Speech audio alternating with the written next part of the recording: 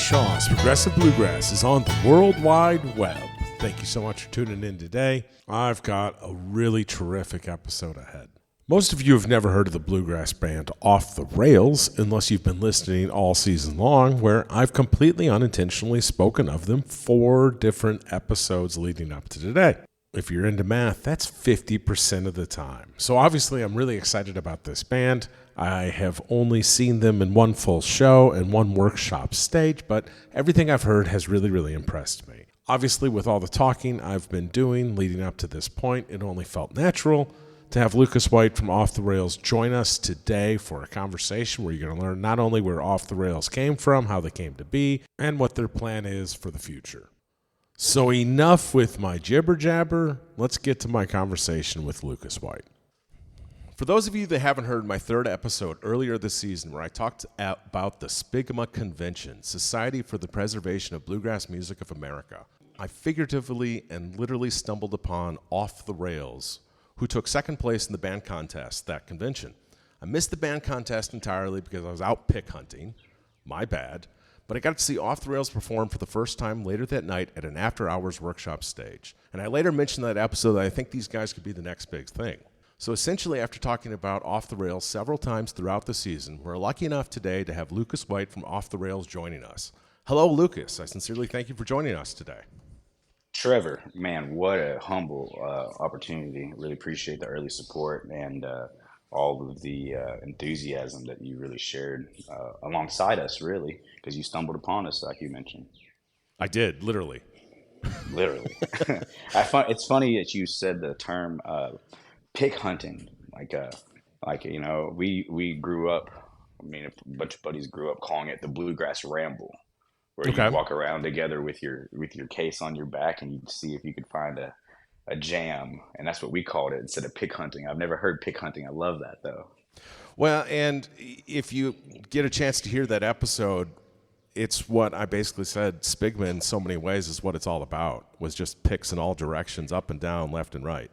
Oh man, yeah, that's the truth. And I'll say one thing about that organization. Kudos to them for sticking it out and going through the growing pains with Nashville. They've stuck it out and made sure they stayed here.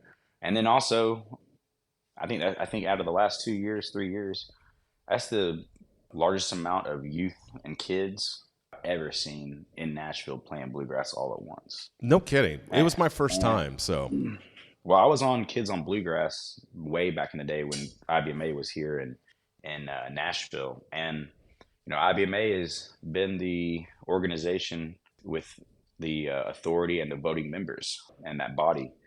So just to see SPBGMA withstand the test of time and to kind of see that resemblance of youth that IBMA had garnered here in Nashville, that's a good thing for the genre, for guys like me who are, coming out of that age group and getting into adulthood and whatnot. And so it's really interesting to see that, and kudos to SPBGMA for making that happen for sure.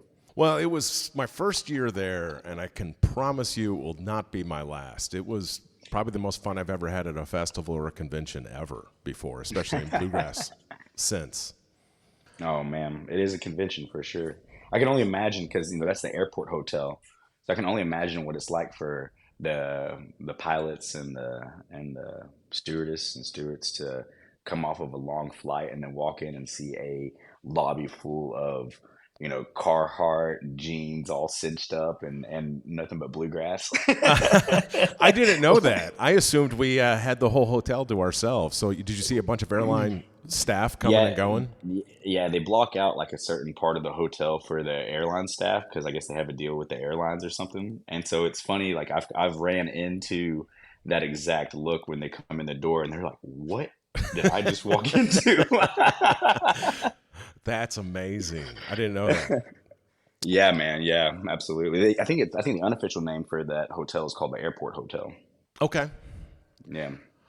Well, I didn't mention it in the first episode, but they only had 1 elevator, and it's a 4-story hotel, and it was a massive hotel, and they had 1 elevator under service the entire weekend. So it was you got to know your neighbors quite a bit. I'm surprised I didn't bump into any airline staff myself. Yeah. I was one of the parties that broke down one of the other elevators. I was stuck in the elevator for about maybe 15 minutes with a group of people. Oh, fantastic. But that has nothing to do with the organization or the hotel. Let's just keep it. Let's just Yeah. keep all the good on air here. Well, I would say that was part of the good because we got to meet some amazing people and I stumbled across performances and the stairwells and everything else. But anyway, that late night set at the workshop stage, was that planned in Oh, Pluck advance or was Yeah, that like the spoils of victory for your performance in the band contest? that was not a spoils. We still had. So what's funny is, we played at midnight or somewhere close to it, and we had to be up early in the morning to do the third round. So there was no spoils of winning or anything like that. To answer your first question, yes, it was planned out. If you don't know anything about them, you should look up Pluck Music Brand. They're out of East Tennessee. It's ran by Matthew Muncie and Lacey Mack. And what they're trying to do is give a rebrand to Bluegrass and have more of a youthful look to it, more of a vibrant look to it, more of an inviting look into the youth coming in. And their brand is called Pluck It. I'm sure you understand the pun there. But Sure. much like you, they have thrown their early support behind us. And I go way back with Matt Muncie, who is in charge of that branding company. And I think right now they're in charge of all of the Graskell's branding right now. Okay. But anyways, my point is that was all planned. We had played a show across town, literally less than an hour before you saw us at that showcase. So we were at a show across town, finished that show, and then came and did the showcase that you saw us there at SPBGMA late at night into the morning. Life And of a musician. oh man, I mean, and within 12 hours we had played 3 sets. Wow. That's no joke. And I think that's the testimony of like how much the guys really want this. Talking about a baby band and its genesis and kind of the steps, the behind the scenes stuff that may be interesting to your listeners. I mean, I'll give you a great example when you're talking about being tactful for a competition. Our lead singer is playing 3 shows before a competition, Okay. so we're all like, well, does he need to be doing a lot of singing? And then we're like, well, he kind of does because this is one of our first times presenting the brand and the sound out there into the world. And of course, you saw us jamming, in our hotel suite that we had. Sure. And so, I mean, it was not like we weren't really being cautious of our competition, if you will. Well, and And in fairness, I knew I was in the jam, but I didn't know who was jamming. So I didn't know I was singing Off the Rails until I saw you all on stage together the next night. okay, well, that makes sense. Yeah. So that makes sense. Like our suite turned into a party house, like a penthouse at one point. With everybody there. We had David Greer there. We had all kinds of people there. Harry Clark was in there. All of Off the Rails was in there. Cole Ritter was in there. Mike Drasler was in there. I mean, it was some heavy hitters from in town. Nate Leith was in there for a little bit. I mean, we had some heavy hit musicians in that room, just kind of shooting the shit, if you will, and enjoying life. But anyways, yeah, I mean that's kind of the back the scenes. We wanted to make sure that we were in SPBGMA. We wanted to make sure that we debuted a more formal brand to the establishment. We also thought it was a great opportunity for us to be in Nashville again. Also, we were just finishing up some of the singles that you just heard that were released. So there was a lot of reasons for us to be in Nashville and to start really getting ourselves bolstered into the world. And now I'm under the impression, and we may have to skip a little bit, your first performance or the creation or the genesis, as you mentioned, for Off the Rails was at Red Daisy Festival in March of 2023. Is that accurate? Yeah, that's very accurate. So I would say let me take the word "very" away and say that there are the main 3 guys in the band, which are the original members. It's Taylor Gerber on bass, it's Ben Hill on mandolin, and it's Corey Chubb on lead vocals, guitar. Really, Corey can play anything. He's a master musician. To that point, they were all living in the DC area, and then I ended up going up to DC, and me and Ben Hill are some of the oldest friends that you can have, from childhood, if you will. And he and I got to know each other at another convention called the Fiddlers Convention, the Galax Fiddlers Convention. And you think you had some fun over at SPBGMA? You should go check that out, man. I sincerely mean that. But anyways, You won't have to twist my arm. oh, I won't twist your arm on this. You'll see it for yourself for sure. But anyway, so they're all living in DC because we're all out getting out of college. We're all trying to figure out our path in life and our career in life. And so Ben ends up linking up with Corey Chubb and Taylor Gerber. Taylor Gerber has his background in concert performance at Vandy. Now he works in a pretty great job for Sound Exchange, which is a rights management company for digital rights management and residual payouts. And then Corey, Tremendous he is a need of the industry. tremendous need of the industry, and I can talk about that for hours. But I'd like to more or less talk about the band, if you will. And Taylor's a really unique guy to have in the band. I mean, he helps us out with copyright compliance and more of the back behind the scenes. I mean, I've got great musicians. I got guys who are ready to go off the rails when it comes down to performance. But when we're all kind of, back home or, getting ready to go out, I mean, this is about some of the most professional men you can have in a band. And I think we've all shed some of our youth and our arrogance and ego, which allows us to really thrive together.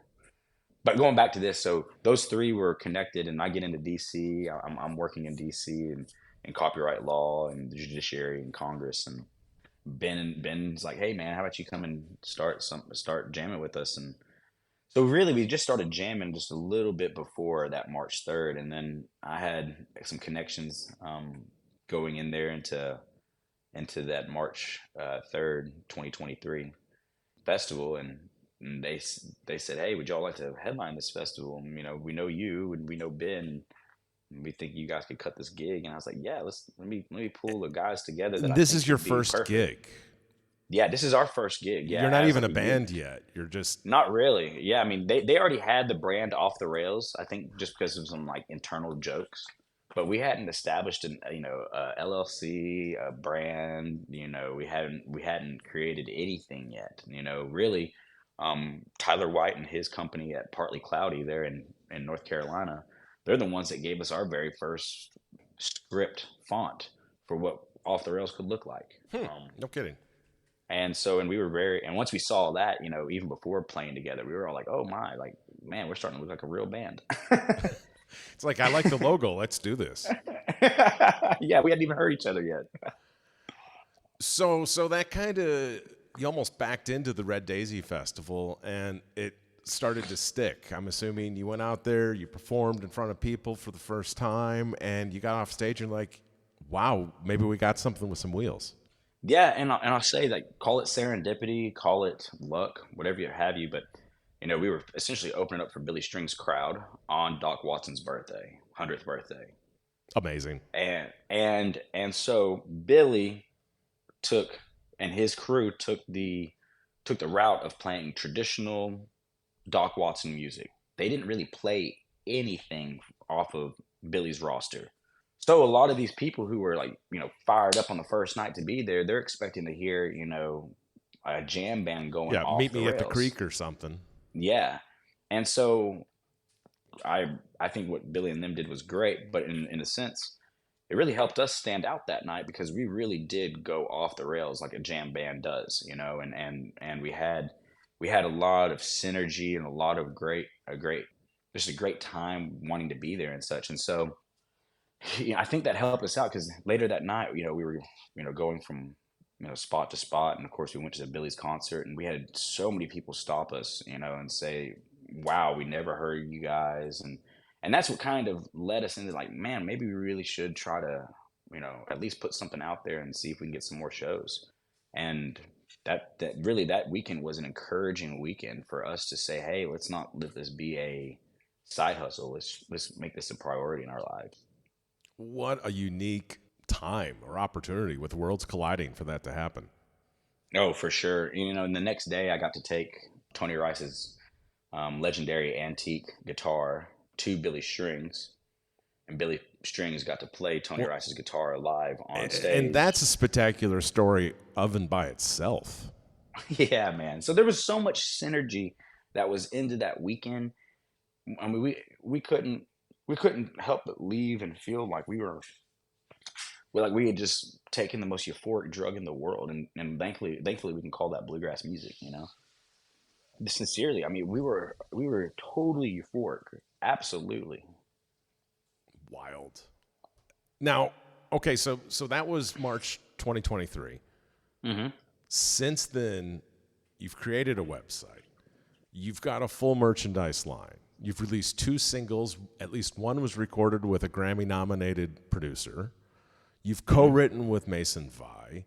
You've co-written with the bluegrass juggernaut songwriting champion Jon Weisberger. It's almost like you're reverse engineering the first bluegrass boy band. Hey, man, I will take that. I will absolutely take that. And let's talk about some of the people you just talked about. I think let's save, in my opinion, one of the guy who deserves a little bit more credence and a little bit more time to talk about, John. Let's save him for last. But Jim Van Cleve, our producer, yeah, he's produced all of our tracks. I go way back with him. When I was 14, 15 years old, he allowed me to be on the road with Mountain Heart and his band back in the day. And every now and then I'd get to play on stage with them, but mostly I was doing anything and everything, changing strings, flipping merch. I was out there making sure that they had carts and stuff. So when you talk about reverse engineering, I really kind of saw what all happens behind the scenes at a young age because of Jim Van Cleve. And there's a lot of love there. I mean, I would consider him a funkle, if you will, a fun uncle that that we're not related or anything, but I mean, he's always been there since I was a young man. And I started out playing fiddle and then broke my wrist. So if I could go backwards, I would choose to be a fiddle player, and I would choose to be much like Jim Van Cleve or Ross Holmes or Alex Hargraves or Nate Leith or Christian Ward or Cody Bauer. I mean, That's pretty stout company.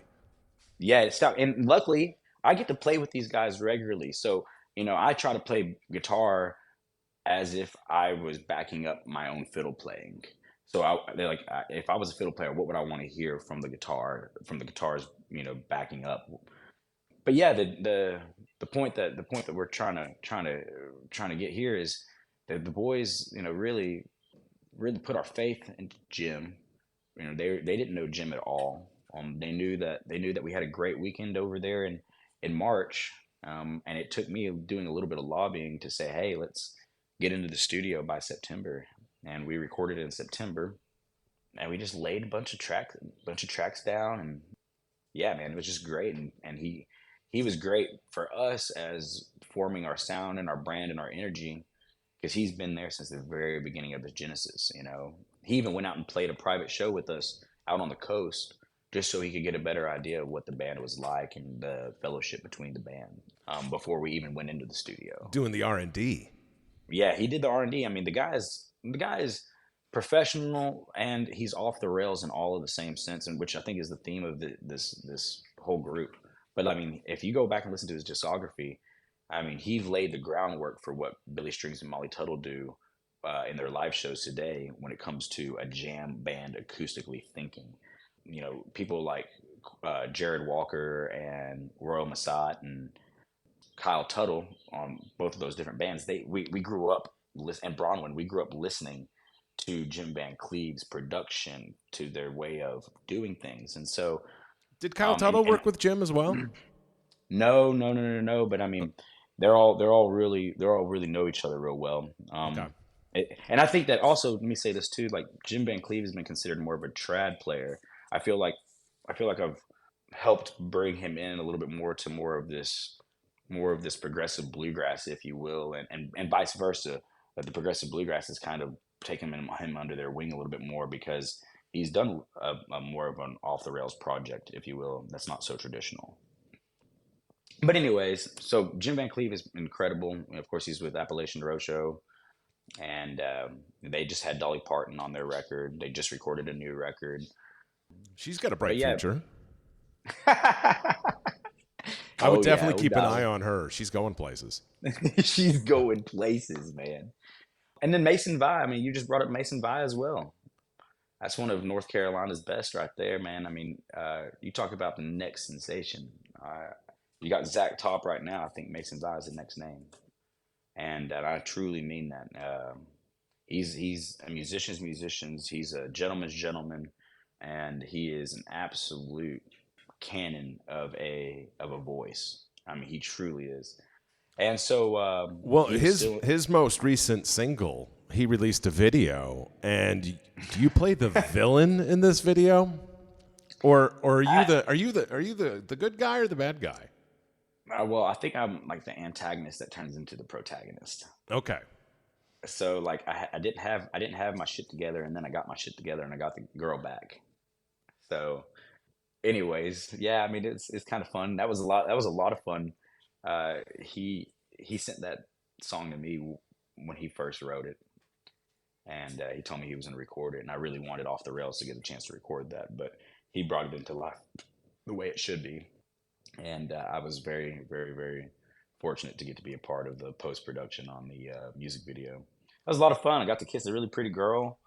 Got to hang out in Galax, Virginia for the shooting, and afterwards, he hung out with Off the Rails, and I think we ended up writing 8 songs in a weekend. Oh, that was a Um, very productive weekend. yeah, man. I mean, I'm excited about that stuff too. Just a bunch of development. I always tell publishers and labels, especially around town, if you're looking to bolster your catalog, go get bluegrass musicians. We're all just sitting around creating it with our instruments. We don't have to plug in. We don't have to have some formal sitting. We're just sitting around creating anyways. To me, it makes sense that these publishing and labels who want all this catalog, they just go ahead and help us out with that. But that's just my 2 cents. Well, I'll double your 2 cents. We'll call it four. Maybe we can find one on the street and make it a nickel. I love it. I love that. Well, so okay, so where you've got it seems like you've built the foundation. You've done all the groundwork to ramp up. You haven't done a tour yet. Yeah, we're getting close to that. Yep. You've only released a couple singles. Well, tell me about the 2 singles. Tell me about the one that just came out and another one earlier this month. Or I guess it was last month now. It's June already. Yeah, man. Oh gosh, it is literally June today. So the 2 singles, we got "Ride Forever," written by Mason Vi and Charles Humphrey III. We have that was produced by Van Cleve here in Nashville. We I couldn't will be link more. a copy of the YouTube video in the footnotes of this podcast. Oh, great, great. We couldn't be more proud of this, and I say that with no vanity at all. The guys really have put their faith into me to help bring stuff to them, and when I brought this to the group, I mean, everybody unanimously said we've got to have this. We absolutely have to have this. So August of 2023, we all got together and did a band rehearsal, getting ready for our September recording, and we couldn't stop playing the dang song. I mean, the rehearsal was done, and we were still just playing it. I mean, it was so much fun, and so "Ride Forever" is one that we really hope that you all take into the summer, that it becomes your summer anthem. We hope that it's a timeless take on where bluegrass is at 2024, and with the kind of minds that are here playing this game right now. There's the production has a lot of qualities that are, you hear pop qualities to it, and I just encourage anybody to go listen to it for themselves. And then the switch away from this, "Coming Home to You" is This is your a first single, great. Coming Home to Yeah, You. this is a great debut song that we released on March 1st. And if I do say so myself, and what makes it great is that it's bluegrass. And everybody gets a solo. Everything is featured. We don't have your traditional bluegrass arrangement, but at the same time, it's very familiar to the ear. Like you've heard that arrangement before. I think there's just a lot of things that we're really proud of with this, our first 2 singles. And then a sequitur into Jon Weisberg, our next single, "She Flies When She's Floored," we're shortening the name to "She Flies." He wrote our next single coming out, and that's coming out on the 28th of this month. And He's got and a we couple co-writes with a lot of significant players in the scene. Yeah, and he helps run a label. The guy is very knowledgeable on copyright compliance, which is my expertise as well.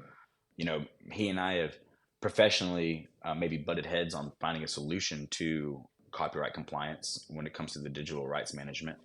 But I think that's like the healthy discourse of trying to find a solution today for this world. And so he and I have known each other for a long time when it comes to the copyright law world and public performance licensing and mechanical licensing. And so I've always had a really unique respect for John because, and no offense to anybody, but his age group in bluegrass doesn't seem to really care about how the next generation is going to make money. And for Well, of some course, reason, that's being John, generic, but that is being generic, but yeah. John seems to lead the front on it. And when you have like a trade association or what used to be a trade association, IBMA, taking a bunch of members dues, and I feel like John has done a lot for the genre and for songwriters in this industry by just articulating in a more professional sense of what exactly and how exactly a guy like him gets paid, or Melody Walker gets paid, or Ronnie Bowman gets paid in today's time. And I think that John, not only is he a great songwriter, I mean, he's like a coalition builder of great songwriters. I mean, he just completely sticks himself in the best of circles, and there has to be a little bit of acknowledgement and credence to somebody who knows how to use your term, reverse engineer this bluegrass genre that we're in. And I think John is one of those guys that's got it figured out. Absolutely. And I couldn't be more happy about this song. This is a song that it starts off with an engine sound. It's a very theatrical song, Does that make it a but train song? it is not a train song. We're talking about she flies when she's floored. Oh, We're like talking a about V8. yeah, we're talking Yeah. about a 1957 Ford. Get on board. And we're just talking about a love for a vehicle and putting that pedal down. And it's just a little quirky, fun little bluegrass song, that everybody can have fun. And John and Burl Thompson wrote that, and we're excited to get that out too. We're excited to show that one off. When we played that over at the competition, and that was well received as well. I think I've seen At you play SPBGMA. that at least once. I was lucky enough to see it at the Ice Bridges Festival, and it truly is a fun song. Yeah, yeah, we made a point to give John a good shout out since we were in Asheville, and I think he lives either in Asheville or on the outskirts of it. Brevard specifically, I think. Yeah, I think you're right now. Yep, yep, yep, that's correct. The bluegrass capital of the world on Tuesday nights. Yes, and this weekend it was the bluegrass capital of the world. They had Jake Workman, Billy Was that Strings. Brian Sutton's guitar camp was this weekend? Yeah, yeah, man, yeah, absolutely.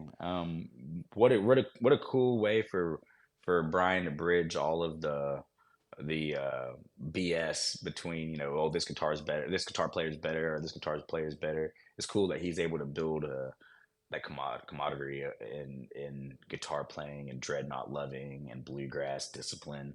I mean, that's just way cool. Well, they end the weekend usually with a big concert.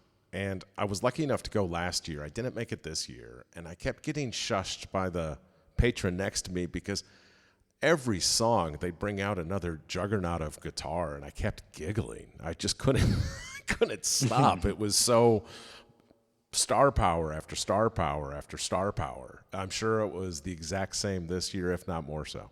Yeah, yeah. Well, from the videos I've seen, looks great. But I mean, honestly, everybody needs a little bit of something like that. I did bluegrass, Camp Bluegrass out of Levelland, Texas. Steve Kaufman's camp. I did Kids on Bluegrass. I did a few things at workshops at festivals all around the nation that people like Cody Kilby were teaching. Jake Workman when he switched over into Ricky Skaggs when he was teaching. I think everybody needs a little bit of encouragement and a little bit of guidance on how they're going to get to the next step in their development.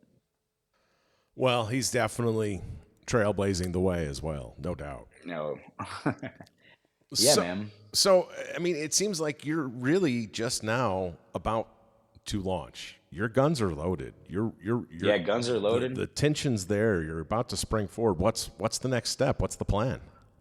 Yeah, so with this single and the past single, Coming Home to You, we have seen a very much so linear progression and tick up of solicitations for booking.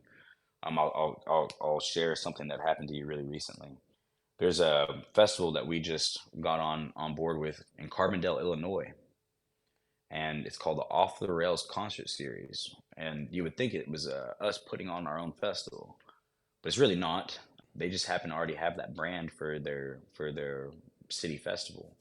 And so when they went to go online and do a bit of research, see if there's any bands like this, they thought we were perfect for their festival. So they reached out to us and said that we should get on board, and made us an offer just like that. And we're playing at the Rex Theater. We're playing in Colorado at a few places. Right now, it looks like we're going to be playing a lot in Nashville in September. But really, the goal is to clearly answer your question, and really what our goal is with these singles. I'd like to see us. Obviously, we are getting more shows, but I would like to see us getting some help from a booking agency to help us bolster some of this goal. I think I've done a good job, at least, of providing a package or a product. As far as getting that product out in front of people, we definitely, when we're in front of people, we see linear progression. We build that following, and we don't go away with a bad taste in anybody's mouth. I don't believe so. So I really would like to see us, like, having somebody like crossover touring or vector management, or um, Rainmaker. I'd like to see Wasserman. I just like to have some of those kind of opportunities there moving forward, and I think that is the next step. Is us building us a team, having a third party that helps us get into more of those circles. And really, when you say like the tensions there, I mean, we're so excited to get to Colorado. We're going to Rocky Grass. We're playing a private show. We've got a show at Gold Hill Inn. I mean, we really are so excited to be out west because we And really you're feel lining that up we all really, these gigs without a booking agency? yeah. This is all just me doing some grinding, and Ben Hill making sure that we have a good contract and that we've got our accounting all figured out, and then Corey and Taylor pretty much make sure that we're compliant on the back end of things. After Ben and I do some work, and that's really how we function as a small business and band. Now, But now, what do you mean by compliant on the back end? You had mentioned, of course, your background too, prior to Off the Rails. Yeah, I guess compliant on the back end is making sure that I'll give you a great example. Just to close the deal with Carbondale, Corey was just making sure that we had done the follow up, that we had the invoice ready to go, and of course we already had. But he's our lead singer. He's writing all the time. That's really his job description. Is to be more focused on that. But he makes sure that me and Ben were on point, and that we got that contract signed, sealed, and delivered, and sure did. On the other side of the back end, when you're uploading metadata to these servers to distribute your songs, well, the guy who works at Sound Exchange is like the best at this, Taylor Gerber. Also, he just makes sure that we're okay. And really, as this music plays, we're on WMOT radio. The more of the back end that he's doing is making sure that we have the payouts and splits to songwriters, since we're self-administered. So there's some things there, and I do a lot of business development, and I try to get us all of the gigs and put our face out there. I put our website out there, and Ben is the brainiac. I mean, he helped form the LLC. He helped build our contract. He and I really kind of dove into that together. I built all of the advancing and press kit. And I kind of say this, really, we're doing everything that the label would really do for us, front facing. Where we really need the help is the booking and the radio placement. About it. I mean, this, like, to your point, we're getting these bookings. We're doing real well. 2025 is looking promising as can be, and I just think that with the package that and the product that we've created thus far, it's perfect for somebody to just pick up and sail with, who's got a well-oiled machine in the festival scene across the nation. Well, I think as soon as they hear you, and they're going to hear you, they're going to be knocking down your door to sign you.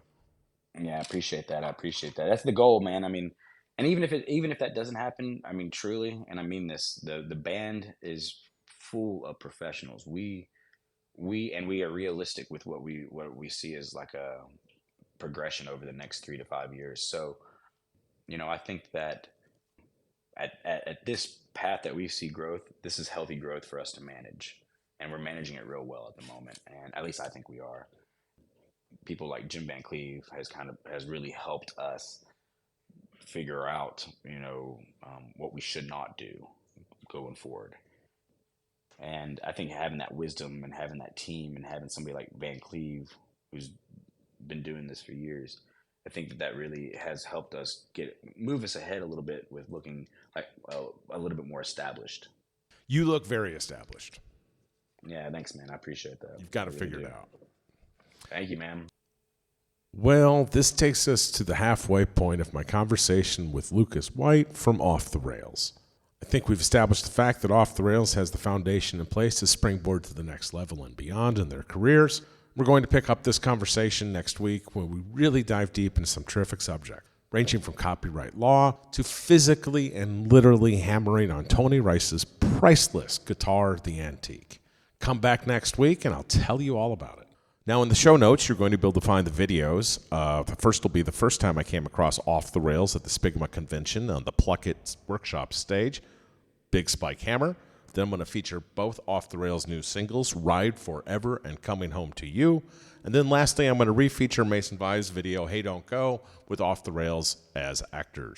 I am T. Shaw with T. Shaw's Progressive Bluegrass. Thank you so much for listening today. Really looking forward to the next time.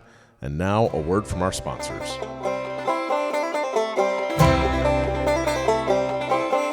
Hi, I'm Trevor Shaw. I'm not just a bluegrass extraordinaire.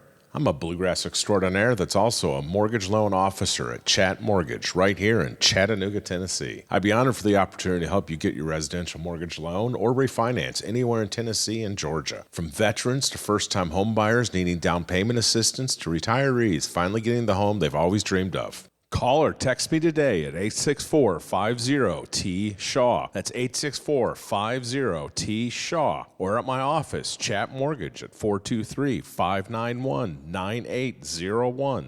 NMLS number 929381. Give me a call today and we'll get you taken care of.